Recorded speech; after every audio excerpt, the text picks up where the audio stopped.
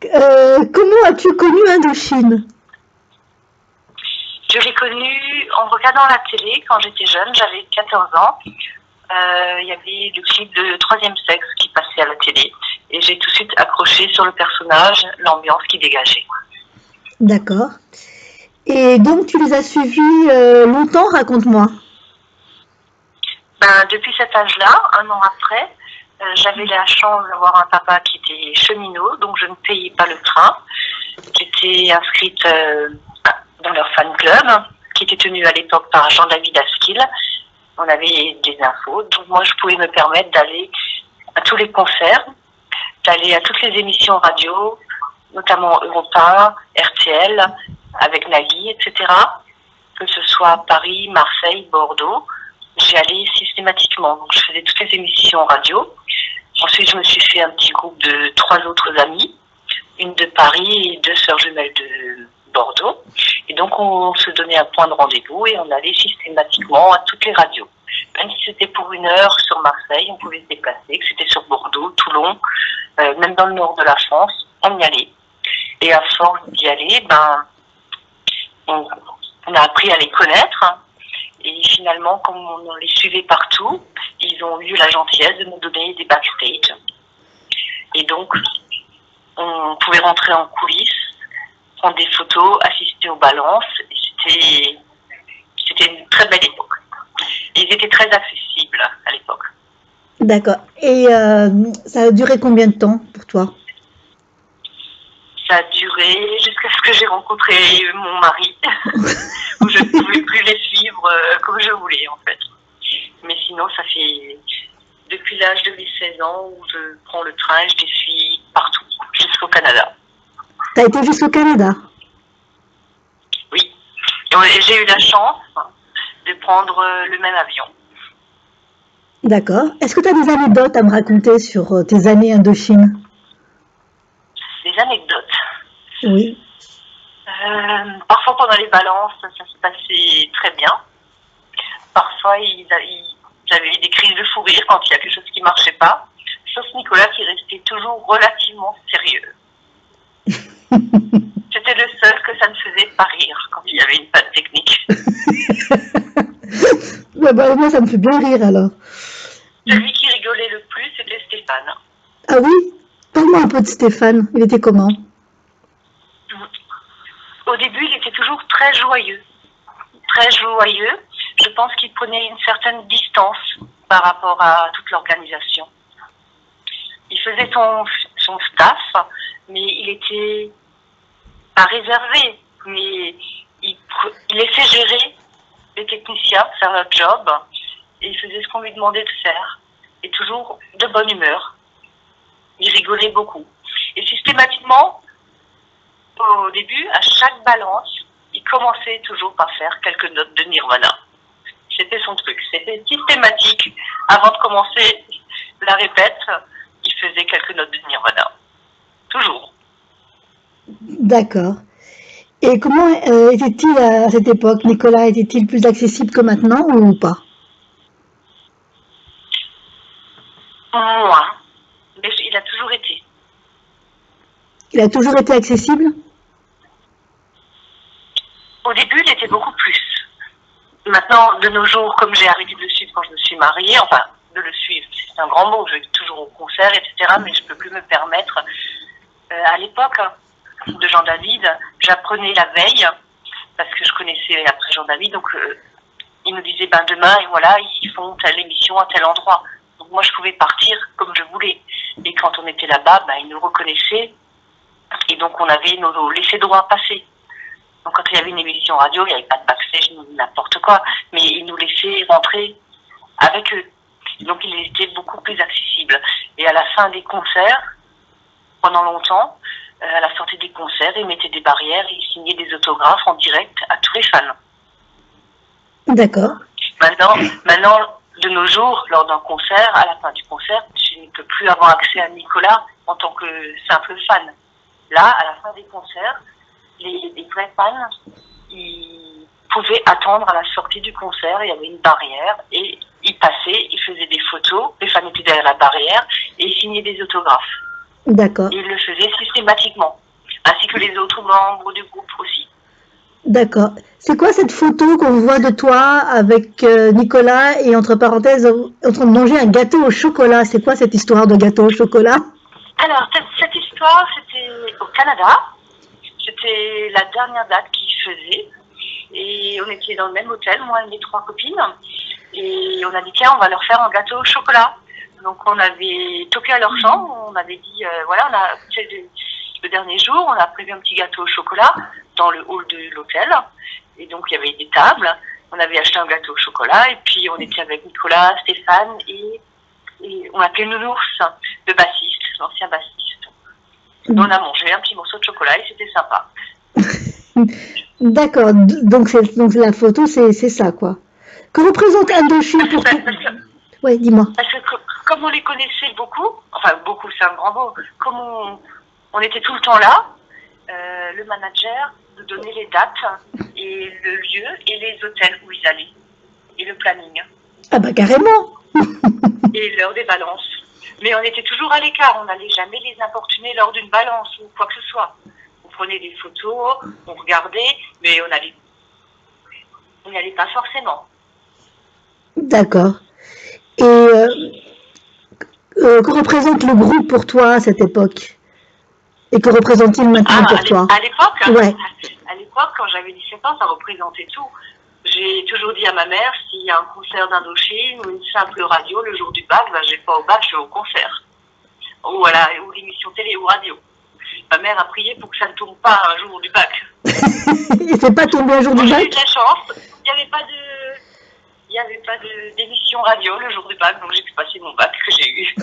Mais je pense que s'il y avait une émission radio à Paris, je ne serais pas allée au bac, je serais allée à l'émission. T'es sûre? Ah, je suis sérieuse, à l'époque, oui. D'accord. Bon, bah écoute, et c'est Ma mère le savait, elle était résignée à ce que... Elle a prié pour qu'il n'y ait pas d'émission ce jour-là. Mais dis-moi, et quels étaient les rapports de Nicolas avec la presse à l'époque? Il n'a jamais vraiment aimé la presse. D'accord. Il n'a jamais vraiment aimé répondre aux interviews, surtout au début. D'accord. Et après, je pense qu'il a pris de l'assurance et qu'il a su, avec l'expérience, préparer ses réponses et les attaques qu'il a pu avoir avec la presse. D'accord. Et Stéphane, lui, la presse, c'était quoi pour lui? Lui, il était souvent, pas comme un objet rapporté, mais il répondait très peu. Il était surtout à côté de Nicolas et il répondait que très rarement aux questions quand il était interviewé. Et c'était parce qu'il ne voulait pas répondre ou c'était comme ça? Parce qu'il laissait Nicolas gérer. D'accord. Alors, parce que, oui, dis-moi. Parce que Stéphane est arrivé un petit peu par accident dans Indochine. Oui. Parce qu'avant, il était moniteur de ski. Oui, à Courchevel, c'est ça? Non, c'est pas ça, à Courchevel.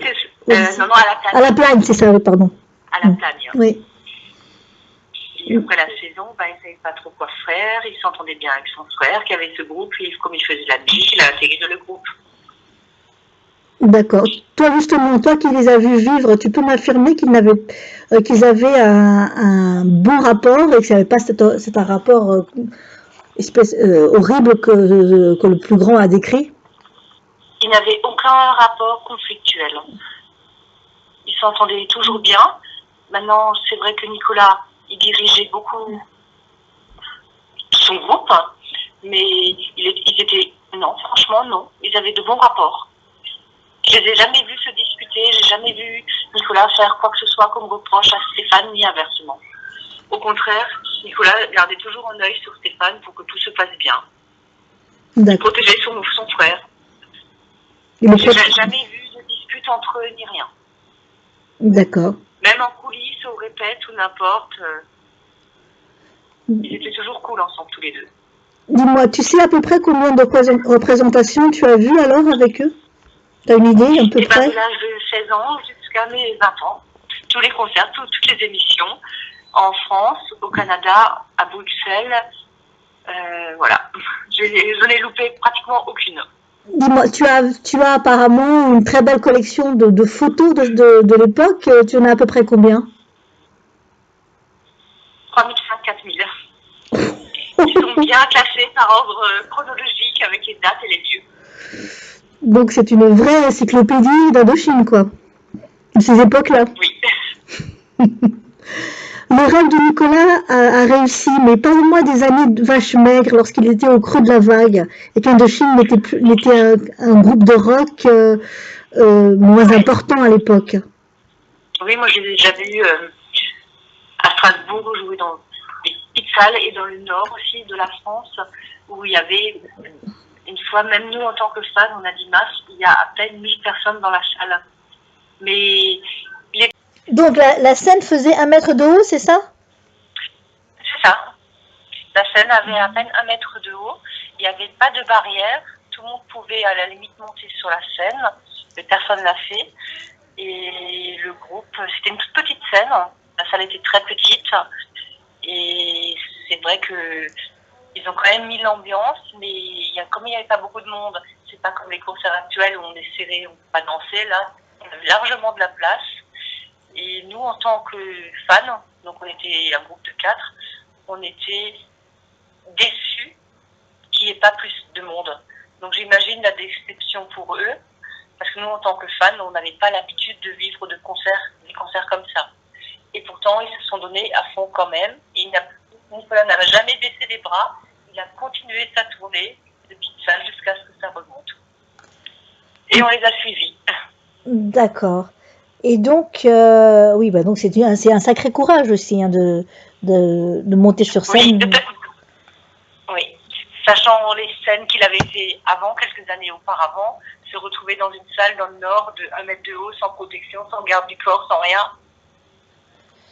Bah oui. Il n'y avait vraiment que les fidèles qui étaient là. Et quelques gens du Nord. Je ne sais même pas si ces gens-là, ils connaissaient vraiment Indochine. Et donc, je pense que pour eux, psychologiquement, c'était très dur. Parce que pour nous, en tant que fans, c'était dur psychologiquement par rapport à eux déjà. Et dis-moi, autre chose que je voulais savoir par rapport à Indochine. Indochine est aussi une espèce de force. C'est un groupe de rock qui a une force énorme pour beaucoup de personnes. Est-ce que tu peux m'en dire 2 mots? Ben, je pense que c'est une force parce que dans les textes qu'il fait, ils sont toujours sincères, même s'il y a des fautes de syntaxe. Je pense que chacun peut se retrouver dans un de ces textes. Et moi, mon ami à l'époque n'aimait pas trop Indochine, mais il disait toujours que l'esprit et l'ambiance qui dégage Nicolas sur scène, c'est fou. Parce qu'il est vraiment dedans. Ce qu'il chante, c'est vraiment ce qu'il est. C'est vraiment différent que d'écouter l'album d'Indochine chez soi que de le voir sur scène. C'est totalement différent. Parce qu'on le vit. On le vit et il est sincère quand il chante. C'est vraiment lui. Et ça se ressent par rapport à d'autres chanteurs qui font leurs concerts, qui ont leurs disques, qui le font sur scène. Lui aussi maintenant il a tout son staff, il a les moyens d'avoir plein d'effets spéciaux, mais il reste quand même le Nicolas d'avant. Les textes qu'il fait, quand il se donne sur scène, c'est vraiment lui. Il oublie tout ce qui est autour, c'est lui. Et donc je pense que chacun se reconnaît à un moment donné dans une chanson ou dans lui. D'accord. Et je pense que c'est ce qui fait l'ambiance des concerts. D'accord. Certains fans du début... Il est vraiment en communion avec son public. D'accord. Tu sais que certains fans du début ont lâché Nicolas, sais-tu pourquoi? Ben, parce qu'à un moment donné, quand la période où ça marchait moins bien, je sais qu'il y a des fans qui n'osaient pas dire aux autres, à leurs amis, à leur entourage, je suis fan d'Indochine. Parce que c'était limite une honte. Mais c'est un groupe qui marche pas. C'est surtout ça, je pense. Il y a beaucoup de fans qui ont quitté Indochine parce qu'à un moment donné, quand il marchait plus bien, c'était une honte d'être fan d'Indochine. Mais il marche plus ce groupe. Mais les véritables fans, ceux qui connaissent et qui ont vécu depuis le début avec Indochine, ont toujours été fidèles. Après, c'est une question de personnalité. Si tu aimes un groupe, tu te reconnais en lui, tu leur fais confiance. Voilà, il y a des moments. C'est comme un couple, il y a des moments, il y a des hauts débats. Mais tu lâches pas quand ça va un peu moins bien. Mais il y a des groupes, c'est vrai qu'il y a des amis qui m'ont dit, j'arrête parce que c'est une honte d'aimer Indochine, même si j'aime Indochine, j'ai honte de le dire. C'est quand même assez hallucinant. Pardon? C'est quand même assez hallucinant que les gens aient quitté Indochine justement parce que le groupe marchait moins bien. Remarque, maintenant, c'est une belle revanche, hein. Ah, mais je t'assure, il y en a plusieurs qui m'ont dit, j'ose pas dire que je suis fan d'Indochine. Je dis, mais pourquoi? C'est pas une honte. Franchement, si tu aimes un groupe, tu l'aimes pour ce qu'il est, pas pour ce qu'il vend. Bah oui. Qu'il ait des ventes fulgurantes ou pas, les textes sont les mêmes, le sentiment est le même. Bah ouais. Tu ne vas pas avoir un groupe parce qu'il est populaire. Tu vas avoir un groupe parce que tu aimes ce qu'il fait. Bien sûr. Mais il y a plein de fans qui sont partis parce que, effectivement, à une époque, c'était comme ça. Ils avaient honte de dire j'aime Indochine. Bon. Bah écoute, décris-moi un petit peu comment était la personnalité de Nicolas à cette époque. Il était très fort. Parce que pour accepter les critiques de la presse, d'accepter que des fans le lâchent et qui se bat continuellement et qui avec la même énergie. Qu'il y ait 1000 personnes dans la salle ou 10 000 ou plus, il reste Nicolas. Il fait Nicolas. Il fait ses textes. Il reste lui-même. D'accord. Oui, effectivement, c'est une immense force, hein. Et celle de Stéphane, il était comment? Il était plus fragile, non? Stéphane est peut-être un peu plus fragile, mais il était quand même soutenu par Nicolas, qui gérait quand même pratiquement tout, et qui était toujours là pour Stéphane aussi. Stéphane, je ne veux pas dire qu'il obéissait, mais il se laissait diriger par Nicolas. Si Nicolas disait, voilà, Stéphane, c'est comme ci, comme ça, il s'entendait bien, mais c'était pas son truc à Stéphane, tout ce qui est business, etc. Lui, c'était jouer de la musique, faire de la musique avec son frère. Donc, Ouais. Nicolas prenait soin de lui, en fait. Voilà, c'est ça. Nicolas prenait soin de Stéphane. Et il a pris. Oui, il le protégeait par rapport à tout cet entourage. Parce que Nicolas, c'est quand même le manager du groupe. Il sait ce qu'il veut, il sait où il veut aller, il sait l'image qu'il veut donner, il sait qui il est, il sait comment il veut faire. Stéphane, à un moment donné, il voulait s'intégrer. Enfin, il était intégré, mais il voulait faire un petit peu plus dans le groupe, etc. Mais après, il fallait que ça colle avec l'image de Nicolas aussi. Ben oui, parce que de toute façon, c'est un groupe que Nicolas a créé avec d'autres, mais petit à petit, c'était le groupe de Nicolas finalement après. Oui, mais je pense que Stéphane a aussi trouvé sa place à un moment donné. Mais simplement, il était quand même très épaulé par Nicolas, qui, je ne veux pas dire dirigeait, mais qui le conseillait, voilà, on va faire comme ci, on va faire comme ça. Ça ne veut pas dire que Stéphane n'avait pas son mot à dire. Il pouvait donner ses idées. Mais après, Nicolas pouvait les accepter ou pas les accepter. Parce qu'il avait c'était quand même son groupe à lui. Mais ils se sont toujours très bien entendus. Moi, je les ai jamais vus se disputer. Ni en répétition, ni en privé, ni dans les coulisses. Est-ce que tu sentais l'amour entre les deux frères? Je sentais que Nicolas avait toujours un petit œil sur Stéphane. Que ce soit sur scène, que ce soit pendant les balances, que ce soit en coulisses, que ce soit dans les hôtels. Il avait toujours un petit œil sur Stéphane pour voir si tout se passait bien. Comme pour le protéger. Comme pour le protéger, en fait, de ce milieu où Stéphane n'était pas habitué depuis le début comme Nicolas. D'accord. Toujours un petit œil protecteur, en fait. Pas dirigeur, mais protecteur. D'accord. S'assurer que tout va bien pour Stéphane. Et comment est-ce que Stéphane a vécu ce désamour de la presse et puis du public aussi, d'une certaine façon? Tu sais comment il a vécu? Je pense qu'il a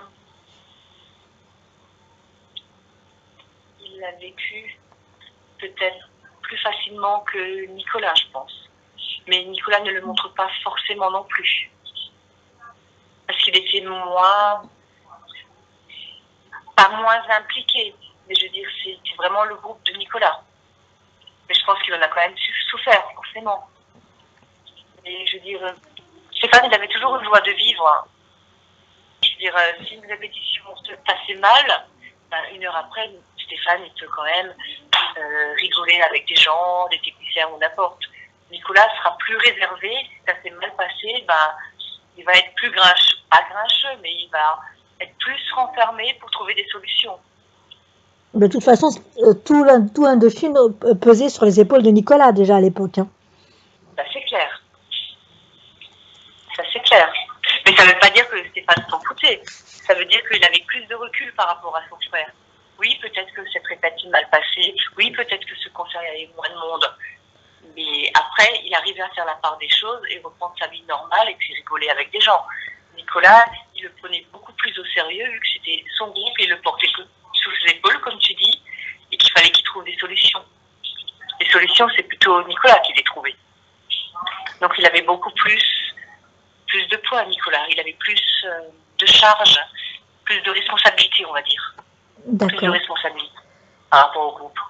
Est-ce que tu sens encore la présence de Stéphane dans Indochine, mais surtout auprès de son frère, quand il est sur scène? Dans Indochine, non, je ne sens plus la présence de Stéphane dans Indochine, non. Par rapport à son frère, je pense que Stéphane, ça restera toujours le frère de Nicolas. Je sais bien qu'au début, il mettait des bougies, qu'il mettait des peluches, etc. Maintenant, je pense que quand il chante certaines chansons dédiées à son frère, forcément, je pense que comme il vit tout ce qu'il chante, forcément, il doit le ressentir, Stéphane. Quand il chante des chansons dédiées à Stéphane, Nicolas, il doit forcément le ressentir sur scène. Et parfois, ça se voit aussi. Quand il chante, il est lui-même, tu vois très bien parfois sur scène qu'il a des émotions. Bah oui, ça se voit. Et qu'il arrive encore à les livrer sur scène. C'est ça qui est magique. Il arrive à faire passer ses émotions. C'est vrai. Il n'est pas là pour chanter l'album comme il est, avec le même timbre de voix qu'il y a sur l'album. Ouais. J'ai l'impression que parfois c'est comme une libération pour lui d'être sur scène, de pouvoir chanter des chansons qu'il a écrites, des textes qu'il a écrits, parce qu'il les fait plus vivre sur scène que sur un album. Sur un album, tu entends les textes, tu comprends, mais sur scène, il vit ce qu'il dit. À chaque fois, il vit ce qu'il dit. Ben oui, mais est-ce que Nicolas, à l'époque, avait cette maîtrise pour tenir ses fans en haleine, comme ces petites énigmes, les petits jeux, là, les 6, les 22, pour annoncer un concert ou une tournée? Est-ce qu'il avait déjà cette maîtrise pour maintenir tous ses fans en haleine? Non, au début, non. Non, c'est venu beaucoup par la suite. Au début, non. Je ne sais pas si tu étais au concert sur la tournée Les Nuits Intimes. Non, j'étais pas. C'était vraiment une période où ça allait pas trop bien. C'était pas des grandes salles, c'était pas des zéniths, mais c'était quand même des salles respectables où il faisait intervenir le public. Donc, il demandait à quelqu'un du public. Il avait un canapé rouge sur scène. Il faisait intervenir des personnes. Il faisait monter sur scène. Il faisait asseoir la personne sur le canapé.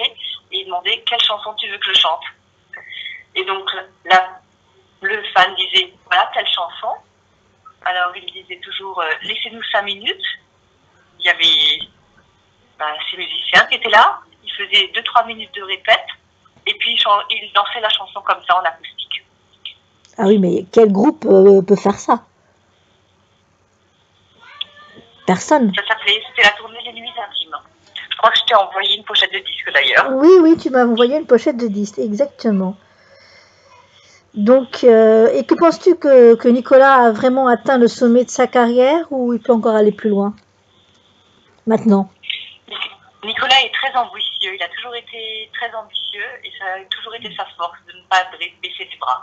Maintenant, moi je pense qu'il est déjà allé très très loin. Je ne sais pas s'il peut encore aller plus loin. Ça dépend de ses envies à lui. D'accord. Mais je pense que s'il en a l'envie, il peut. Et tu le vois aller plus loin que ce qu'il vient de faire. Là c'est monstrueux ce qu'il vient de faire. Tu sais que s'il n'y a plus Indochine, il n'y a plus de Nicolas. C'est sa vie. Ah oui, c'est vrai. Oui, Nicolas vit, respire. Mais bon, il a toujours dit qu'il ne veut pas monter sur scène à 70 ans. Il Oui, l'a toujours dit. oui, mais enfin là, moi je pense qu'il mourra sur scène, mais bon. Mais non, mais je le vois, tu le vois toi Bah, il raccroché, aura plein de fans pour le réanimer, hein, t'inquiète pas. mais tu crois vraiment qu'un jour il va lâcher? Après tout ce qu'il a vécu, comme les années où il chantait devant pas beaucoup de personnes, je crois que maintenant il a quand même qu'il a été assez loin, assez haut. Mais à un moment donné, quand tu es assez haut, tu as toujours envie d'aller plus haut. Ben oui, c'est ça. C'est vraiment ça. Maintenant, seul lui peut le dire. Que penses-tu de leur dernier album 13? Ben, je l'aime beaucoup, comme tous les autres. Et j'aime beaucoup les textes, en fait. Et sur scène, et ça va. Toi Nicolas. Oui. Toi qui connais bien Nico, quel est à ton avis l'album le plus autobiographique de Nicolas? Le plus autobiographique. Oh là là. Sachant que la plupart des chansons sont pratiquement autobiographiques, hein, si on va par là. Oui. Chaque chanson, c'est un morceau de sa vie, en fait. Il y a toujours une phrase qui le raccroche à sa vie. Ben, moi, je pense que c'est beaucoup Alice et Young. Alice et June? Ouais. Mais je pense que dans chaque chanson, il y a une petite part de Nicolas. Dans toutes les chansons. D'accord. Penses-tu que Indochine, une fin d'Indochine est envisageable après les 40 ans ou un jour? Une fin d'Indochine? Ouais. Les rumeurs ont tellement été dites que c'est le dernier album. Non, moi j'y crois pas trop. Moi je pense qu'il y aura encore un album et qu'il remontera encore sur scène. Il a besoin de ça pour vivre. Il était déjà comme ça à l'époque, il avait besoin d'Indochine pour vivre? Oui. Oui, oui.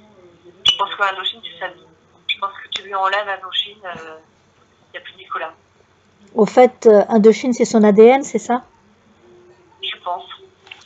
Il a qu'il y ait 1000 personnes ou qu'il y en ait 100 000, il a besoin de ça. Mm. Nous sommes en train de... Tu peux pas dissocier Indochine et Nicolas. C'est sûr. C'est sûr. Nous sommes en train de mettre en place un livre sur tes années avec eux. Mémoire de fan. Bon, quelques photos inédites sont dans cette interview. Tu veux m'en dire un mot? D'accord. Ben, écoute, c'est avec plaisir que je te montrerai ma collection de 3500 photos, avec des hôtels où ils étaient, avec des anecdotes. Voilà, il n'y a pas de souci. Est-ce que tu penses que ce sera un beau livre. Là, on n'a pas parlé de Dominique, on n'a pas parlé de Dimitri. Non. J'ai aussi des photos de leur début. Oui. Donc il n'y a pas de souci. Tu trouves que c'est important de garder une mémoire d'Indochine d'avant et de... Voilà, est-ce que c'est important de garder une mémoire d'un groupe? C'est bien de voir l'évolution, c'est bien de voir l'implication de chacun dans le groupe. Parce que Dominique et Dimitri étaient très impliqués au début, mais le seul pour qui c'était vraiment important, c'était Nicolas quand même. Parce que Dominique est parti, Dimitri est parti, chacun pour des raisons différentes. Mais c'était vraiment Nicolas qui était Indochine. Malgré que, effectivement, Dominique a beaucoup apporté, Dimitri un petit peu moins, mais aussi à sa façon, c'était quand même le début d'Indochine. Sans Dominique, sans Dimitri, est-ce que ça aurait été Indochine? Après, il s'est entouré d'autres personnes, etc. Cela dit, il est toujours en contact avec Dimitri et Dominique, hein. Oui, oui. Surtout Dimitri. Surtout Dimitri, oui. Ils se sont pas séparés, fâchés. Mais chacun a trouvé une autre voie dans sa vie. Mais la voie de Nicolas, c'était Indochine. D'accord. Et pour finir, je voulais te demander par rapport à Indochine, est-ce que tu as un mot qui pourrait les définir? Définir le groupe maintenant et avant? Mystérieux et ambitieux. Et sincère. Sincère. C'est la sincérité qui transpire le plus dans ce groupe, tu penses? les textes sont sincères et ce qu'ils font, c'est sincère. Ils le font par amour et pas pour l'argent. Là, je dirais le mot amour alors. Le mot, pardon? C'est le mot amour et passion. Amour et passion. D'accord. Est-ce que Olivier de Satte, c'est vraiment le, comment dire, l'élément important d'Indochine à côté de Nicolas? Je pense que ça. J'étais encore à Paris à l'époque, ce jour-là. Il lui écrivait, enfin, il lui envoyait des maquettes, des textes, etc. Et puis un jour, ça fait clic, le courant est passé entre eux, effectivement, il s'est très bien intégré. Et je pense que oui, je pense que Oli lui apporte beaucoup à Nicolas, au niveau inspiration. Le même genre d'inspiration que lui portaient Dominique et Dimitri? Non, parce que je pense qu'avec Oli, ils sont plus proches, ils communiquent plus. Avec Dominique, c'était un peu différent. Chacun travaillait de son côté et ils se retrouvaient ensemble et voyaient si ça pouvait coller. Là, j'ai l'impression qu'ils ne fonctionnent pas de la même façon. Qu'est-ce que tu penses de la génération Indochine qui arrive maintenant? Il y a presque une 4e génération qui arrive. Les gamins. Eh ben, j'espère qu'elle sera aussi fidèle que la précédente. Parce que les nouvelles générations changent très vite de groupe. Il y a cette notion de fidélité. Après, il faut que ça dépend de chacun. Si tu te retrouves et que tu aimes ce qu'ils font, et que tu te retrouves dans les textes et dans le personnage, moi je trouve que c'est une question de feeling, de sincérité. Moi je sais que je les ai suivis depuis tellement d'années et je me suis toujours retrouvée, j'ai toujours retrouvé le même Nicolas, même si c'est plus le Nicolas du début, parce qu'il a évolué dans ce milieu-là, dans le showbiz. Il est toujours resté sincère et il fait toujours des textes où tu te retrouves et c'est toujours des textes qui viennent du cœur. Mais Nicolas est très très anti-showbiz. Il est pas du tout. C'est un ovni, hein, Nicolas, hein, dans le milieu musical. Hein. C'est clair. C'est quelqu'un qui n'a rien à voir avec tous les autres chanteurs, machin, etc. Parce que de toute façon, il a un comportement différent des autres. Il est plus sincère, il se donne plus à fond, surtout il se bat pour ses fans, chose que les autres font du bout des doigts, quoi. Oui, comme tu dis, c'est quelqu'un de sincère qui n'écrit pas des textes superficiels ou préfaits. Voilà. Tu seras le 21 juin à l'anniversaire de Nicolas? C'est le 22 juin. 22, pardon. Oh là là, 22 juin. Je suis fatiguée aujourd'hui. C'est le 22 juin. Bon, le 21, c'est la fête de la musique. Oui. Ben oui, on y sera ensemble, il n'y a pas de souci. Tu viens avec moi, hein?